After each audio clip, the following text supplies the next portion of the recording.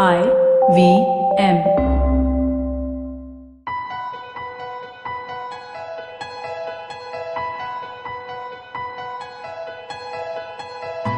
Hi everybody, welcome to the 24th episode of the Sponge Podcast. I'm with Ambi Parmeshwaran, and as always, we're going to be discussing Chapter 24, You're Fired, from his book Sponge, Leadership Lessons I Learned from My Clients. Hi Ambi. Hi, good to be back. Don't fire me today, please. I'm actually worried about the other happening because you're soon to fire us by not doing any more podcasting episodes. Have you got a few more to We have go? a few more to go, but not that many. We're getting there. We're getting towards the end of this run, but we'll figure out what we can do after this. Good. So you're not going to fire me? No, I hope not. I wanted to kind of, so this chapter you're talking, in my mind, this chapter is mostly about threats and how you react to that. But I think let's start off with the story that you mentioned early on, the first story, which is about starting to work with a client who you've been working with for a while who hires a new brand manager. Yeah. So, you're fired is a term which was popularized by the, he who cannot be named. Yeah, no, Mr. Donald Trump when he was anchoring this program called The Apprentice. Right. It was used to be a good program, actually. Okay. Yeah, so... I saw the first season of it. I remember the woman who became his, who was working in the White House for a while. Yeah, she was there. She was on Oma Rosa, something like that. I thought the content was pretty interesting. It was. But it's okay. So in any industry, any business, any job, the F word you're scared of is the fired, right? Yes. You're fired. So you kind of dread it, and when you hear it, your back goes up, and you react in very different ways. So this is a story going back to my early days in advertising, 1979 to be precise, and I was a young account executive trainee, and I was handed over this particular account to work on. I was, of course, the lowest level flunky on the account, and there were senior people, working on it. But I was the guy who used to carry all the files and the artworks and all that to meetings. Right. So, but Rediffusion had a great culture of empowering the youngsters. So I used to actually have one-on-one meetings with the client as well. 6 months into the career. So I was called by the client saying, "Look, can you come over to our office today?" So I went to their office, and I met the client who was a marketing manager, and he said, "Look, we've got a very bright, brand manager who's joined us this week. So I wanted you to meet him." So I said, "Sir, do you want me to take him through the advertising and all that?" So he said, "No, you go and talk to him and tell him about all." So the agency had started working with this client about 9 months before, and we had done some pretty good work. And I was also pretty happy that, now I can deal with someone at my level or someone younger rather than always going to the marketing head who was way more senior to me. So I walked up to this, I was taken to his cabin and I was introduced and I sat down and I, started telling him, that we're very proud to work on his business, etc., etc., etc. And then he also... the most dangerous kind of clients to work with are ex-agency guys. Right. So they normally think that, they know everything. Yes. So within, I was telling him great work. So he said, "Yeah, I've seen the ads. Okay.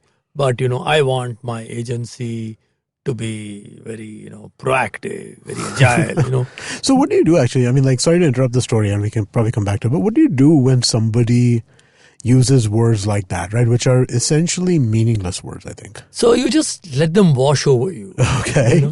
So you just duck and let the kind of wave pass by. Because these are, a lot of clients when they say this don't realize that a lot of times they are the ones who have to become agile, proactive and responsive. When you send stuff to them, they take 1 month to respond. Yes. And they say, "We want our agency to be very agile." Arey, sir, I sent you the mail 2 weeks ago. You've not responded yet. Yeah, I was traveling. So what? Yep. So he gave me all that stuff. And I said, okay, I was listening to him and seemed to be a friendly kind of a guy. Right.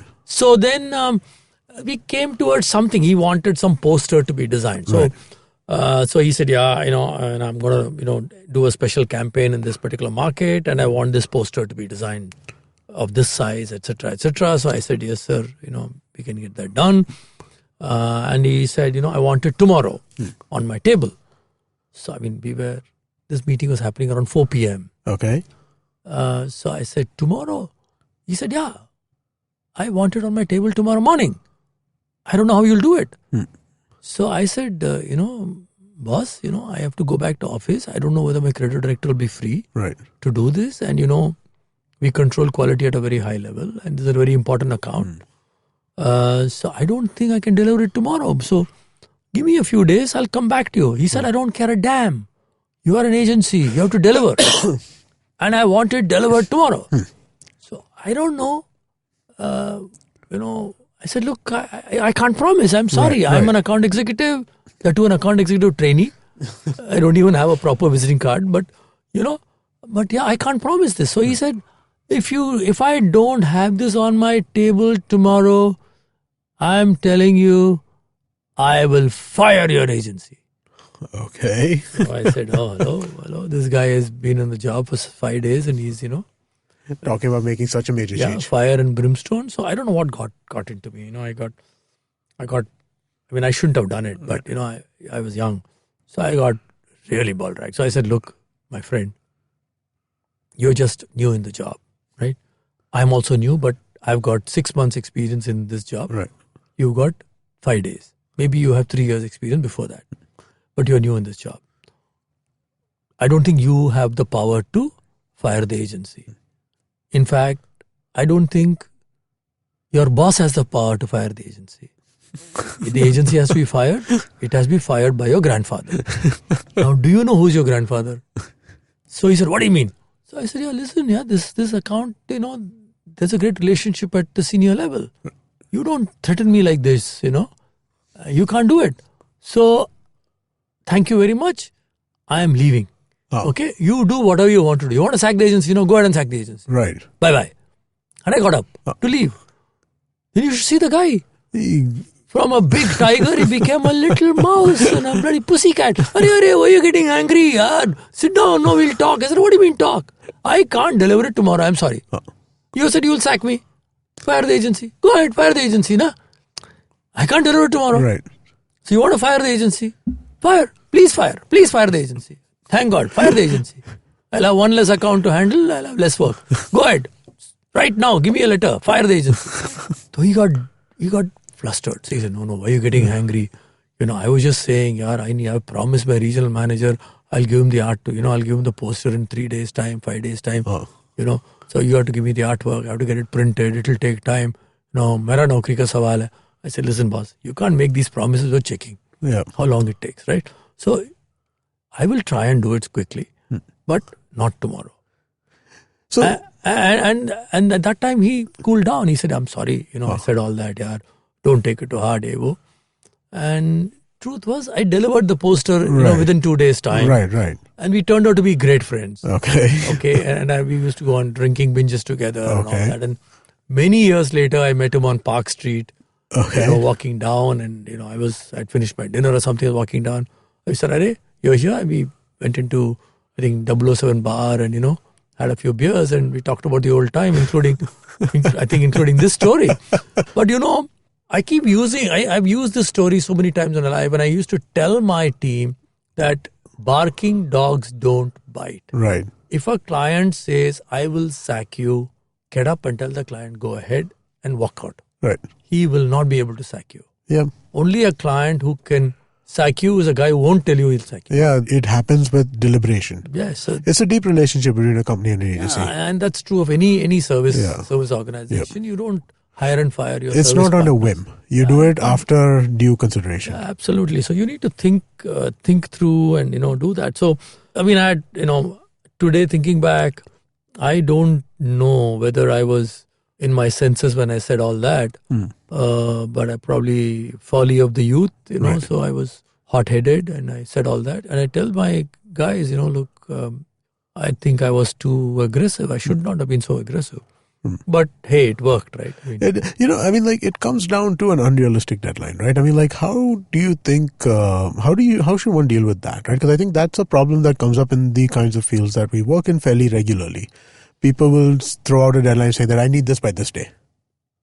Yeah, actually, a lot of time the guy who throws the date at you doesn't want it on that day. He's anticipating. So he is anticipating delays. Yeah. And therefore he's throwing some crazy date at you. Right. And very often he's going to be out of town on that day. He's not going to be doing anything with your stuff. You're going to be working day and night, right, getting it ready. And then the guy is not going to see it for another 5 days. Yeah. So very often when someone asks, when can you deliver? So the counter question will be, when will you be available? Right. You have a serious travel plan, right? When will you be available to see this? Say, I will be available, 15 days from now. Okay, we'll present it 15 days from now. Okay, because my own thing is never commit a date. Okay. Without checking your background. Okay. So also, once you committed a date, you have to stick to the date. Yes, I so which means you need to do enough homework. So when someone says, "Can you deliver it in 3 weeks' time?" You have to check. Last week some project came, said, "I want to deliver it in 3 weeks' time." Right. So he said 3 weeks after we received the advance. Huh.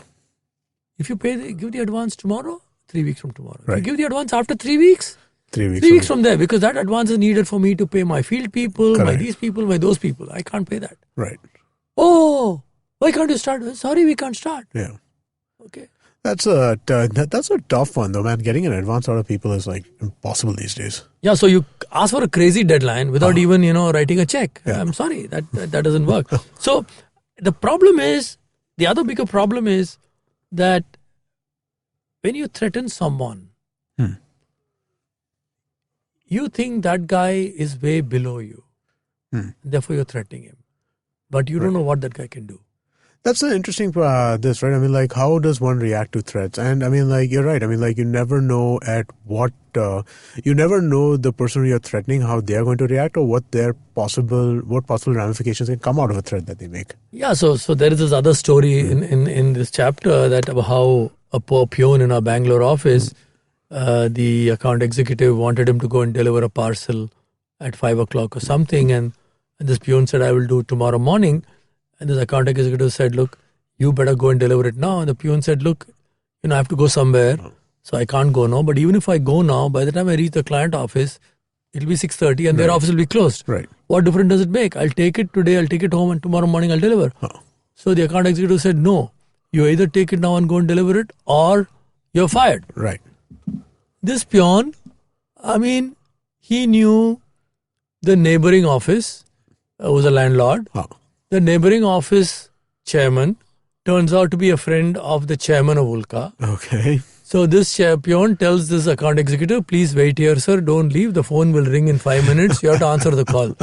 And he goes and gets the chairman to give him a call. This account executive gets a call. Says, "Boy, why are you putting a poor man on the road?" Yeah. You never know. Yeah, you never know. So you never know. You think that guy has no power? Probably he has more power than you, man. Yeah. So before you tell a guy you're fired, you better think 10 times. It's an important decision to make, so it cannot be made capriciously. And as a policy, we used to say, look, never talk of firing someone who can't get a job. Okay. Never. Because at least in a country like India, you don't have the culture of, hiring and firing people. Right. So we used to hate the whole concept of hiring and firing people. Yeah. So you hire someone, you're going to hire someone for life. Yeah. And if you're letting someone go, make sure that guy can get a job. Yeah. Right. So, yeah. So, because of this, but the whole thing is, when you're talking of firing someone, be ready for a dramatic reaction. Right. And without that, don't say the F word. Right. Now that's bound to happen. So this is somewhat adjacent to it, but it's included in this particular chapter. So I kind of wanted to touch on it a little bit. You have a line in the chapter which says morality is easier to follow 100% rather than 98%.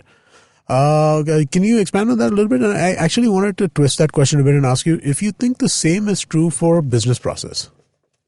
Absolutely. So this is a line which I borrowed from a wonderful little book called How Will You Measure Your Life by Professor Clayton Christensen of Harvard Business School. Now, Clayton, in his book, he writes that if you stick to your morality 100%, it's a lot easier than if you do it 98%, right? And so he gives a story about how he always goes to church on Sundays. And when he was in his college team, he's a very good basketball player, and they had a big final match. Right. And so the coach said, can you come and play on a Sunday? So he actually agonized over it. So because his presence in the team would have probably helped the team win. But he goes to church every Sunday. Okay. So finally he took a call. Said, I will not play. I will go to church. Because he said, look, if I stop this once, it is a slippery slope. Right. So therefore you say I'm 100% and therefore I'm 100%. It's easier to be 100% than 98%. Right. So suppose you say, look, our process is 100%, that we will not, all this thing about Six Sigma, etc. is that, right? Yeah. So this is the process we follow all the time. Right. It is not as if we will follow this process 98% of the time. The 2% of the time we don't follow it. You're going down a slippery slope. Yeah, you're asking for... Absolutely. You're asking for trouble, and also you are you're basically you're creating variance in an area where variance does not need to be. Absolutely. So you need to make sure it's therefore this whole thing that it's easier to stick to this 100% of the time. So if you're saying, look, I will not get bullied by a client. I will not get bullied by anyone. Right. You got to stick to that 100% of the time, whether it is a small client, medium-sized client, huge client. Sorry, I will not get bullied. Right. Okay, because I am a professional. I am not a daily wage worker. I come with credentials. Right. You've hired me because of my credentials. You can't tell me that you're going to fire me overnight. Right. Without giving sufficient cause. Right. So that's the whole story was all about. Right. Right. Interesting. I think that's a good place to stop this episode. We'll be back next week with episode 25, Decisions Made Rapidly. Thanks a lot, Ambi, and see you next week. Thank you. So I'm not being fired. Thank you very much. Not yet, and never in this life.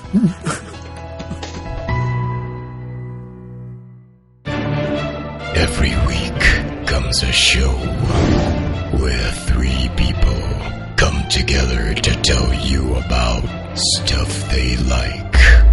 A movie, a TV show, a book, and other stuff. Tune in every Monday on the IVM Podcast app to IVM Likes. Batman approves this message. Thank you, Batman. Hey Meghnad, do you know how to citizen? Hey Shreyas, do you know how to citizen? Hey Meghnad, do you know how to citizen? Hey Shreyas, let's just do a podcast about it. Let's do a podcast about it. A podcast is called How to Citizen.